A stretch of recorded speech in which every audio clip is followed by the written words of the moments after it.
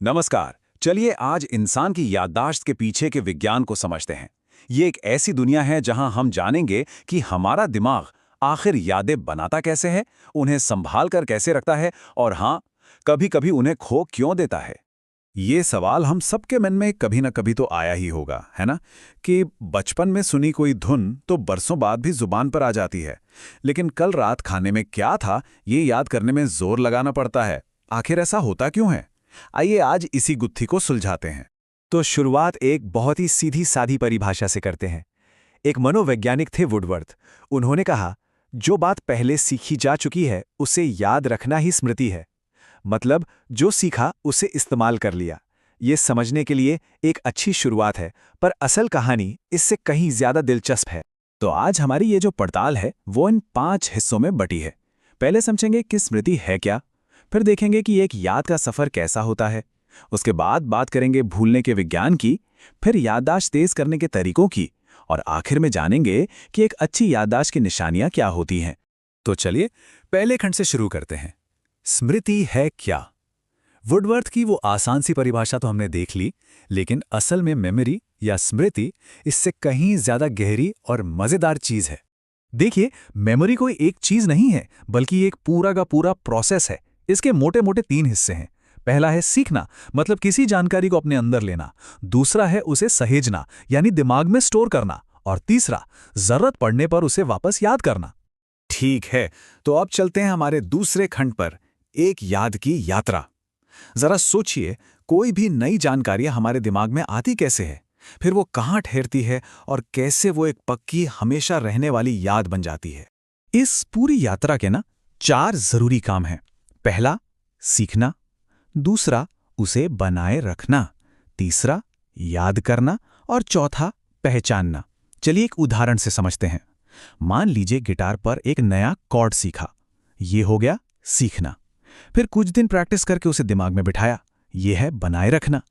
फिर किसी दोस्त ने कहा वही वाला कॉर्ड बजाओ, और आपने उसे याद करके बजा दिया, ये हुआ याद करना। और आखिर में जब आपने वही कॉर्ड किसी किताब में लिखा देखा और झट से पहचान लिया, तो ये है पहचानना। कोई भी याद इन्हीं 4 पड़ावों से गुजरती है।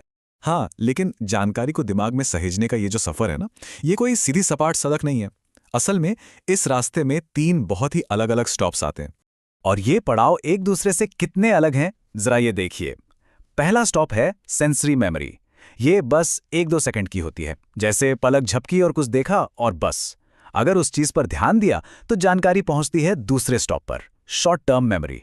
ये भी ज्यादा देर नहीं टिकती, मुश्किल से 20-30 सेकंड। और अगर वो जानकारी सच में जरूरी है तो ही वो अपनी आखिरी मंजिल लॉन्ग टर्म मेमोरी तक पहुंचती है, जहां वो जिंदगी भर रह सकती है। पर हर याद अपनी मंजिल तक नहीं पहुंच पाती। और यहीं आता है हमारा तीसरा खंड, भूलने का विज्ञान। और एक बात साफ कर दूं, भूलना कोई दिमागी कमी नहीं है, ये भी एक साइंटिफिक प्रोसेस है। चलिए समझते हैं कि हम आखिर भूलते क्यों हैं। तो इस कहानी के हीरो हैं हरमन एबिंगास। ये वो पहले शख्स थे जिन्होंने पहली बार एकदम साइंटिफिक तरीके से याददाश्त और भूलने की प्रक्रिया पर रिसर्च की। बात है साल 1885 की। इसी साल एबिंगहास ने अपने वो मशहूर एक्सपेरिमेंट्स किए जिन्होंने याददाश्त को लेकर हमारी पूरी समझ को ही बदल कर रख दिया। उनका तरीका भी बड़ा कमाल का था। उन्होंने ऐसे शब्दों का इस्तेमाल किया जिनका कोई मतलब ही नहीं था, जैसे विप या जैट। इन्हें कहते हैं नॉनसेंस सिलेबल्स। अब सवाल है, ऐसा क्यों किया?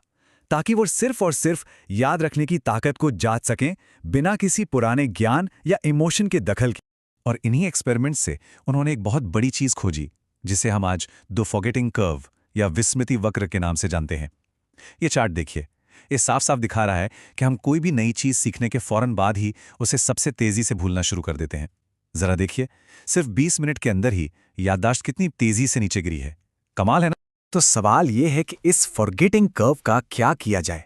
क्या भूलना हमारी किस्मत में ही लिखा है? जी नहीं, बिल्कुल नहीं। और यहीं से शुरू होता है हमारा चौथा खंड, याददाश्त तेज करने के तरीके। हम बात करेंगे कि कैसे इस कर्व को हराया जा सकता है। तो इस तेजी से नीचे गिरते हुए कर्व से कैसे लड़ें? कैसे ये पक्का करें कि हमारी यादें अपनी मंजिल तक पहुंचें? अच्छी बात यह है कि इसका जवाब है, और मनोविज्ञान हमें इसके लिए कई बेहतरीन टूल्स देता है। सबसे असरदार तरीकों में से एक है स्पेस्ड मेथड। इसका मतलब है एक ही बार में सब कुछ रटने की बजाय बीच बीच में ब्रेक लेकर चीजों को दोहराना। रट्टा मारने से जानकारी जितनी तेजी से अंदर जाती है उतनी ही तेजी से बाहर भी निकल जाती है। लेकिन जब हम ब्रेक लेकर दोहराते हैं तो वो याद हमारी लॉन्ग टर्म मेमोरी में पक्की हो जाती है। और भी कई तरीके हैं हमारी मेमोरी किट में, जैसे किसी बड़ी चीज को एक साथ पढ़ने की बजाय उसे छोटे छोटे हिस्सों में बांटकर पढ़ना, या फिर सिर्फ मन में पढ़ने की बजाय उसे बोलकर या लिखकर याद करना। ये एक एक्टिव तरीका है और बहुत काम करता है। और शायद सबसे मजबूत तरीका है नई जानकारी को किसी पुरानी याद से जोड़ देना। इसे एसोसिएशन मेथड कहते हैं। तो चलिए अब पहुंचते हैं अपनी मंजिल पर, हमारे 5वें और आखिरी खंड में। यहां हम देखेंगे कि एक तेज याददाश्त की निशानियां क्या होती हैं। एक्सपर्ट्स के हिसाब से एक अच्छी मेमोरी के 4 बड़े संकेत होते हैं। पहला, चीजों को जल्दी सीख लेना। दूसरा, सीखी हुई बात का लंबे समय तक याद रहना। तीसरा, जरूरत पड़ने पर उसे फौरन याद कर पाना। और चौथा संकेत शायद थोड़ा हैरान करने वाला है। जी हाँ, ये सच है। फालतू और गैर जरूरी बातों को भूल जाना एक अच्छी याददाश्त की निशानी है, कोई कमी नहीं। ये एक स्मार्ट दिमाग का तरीका है। वो जानता है कि कौन सी जानकारी काम की है और किसे हटाकर जरूरी चीजों के लिए जगह बनानी है। तो कुल मिलाकर बात यह है कि हमारी मेमोरी कोई धूल खाता हुआ स्टोर रूम नहीं है। ये तो एक एक्टिव, चलती फिरती यात्रा है। और सबसे अच्छी बात पता है क्या है? कि इस यात्रा के गाइड हम खुद बन सकते हैं। जाते जाते एक सवाल छोड़ जाता हूं। आपकी सबसे कीमती याद कौन सी है और क्या चीज उसे इतना खास बनाती है? इस पर सोचिएगा जरूर, क्योंकि ये हमें याद दिलाता है कि मेमोरी सिर्फ जानकारी का ढेर नहीं, ये हमारे एहसास, हमारे तजुर्बे और हमारी पहचान का हिस्सा है।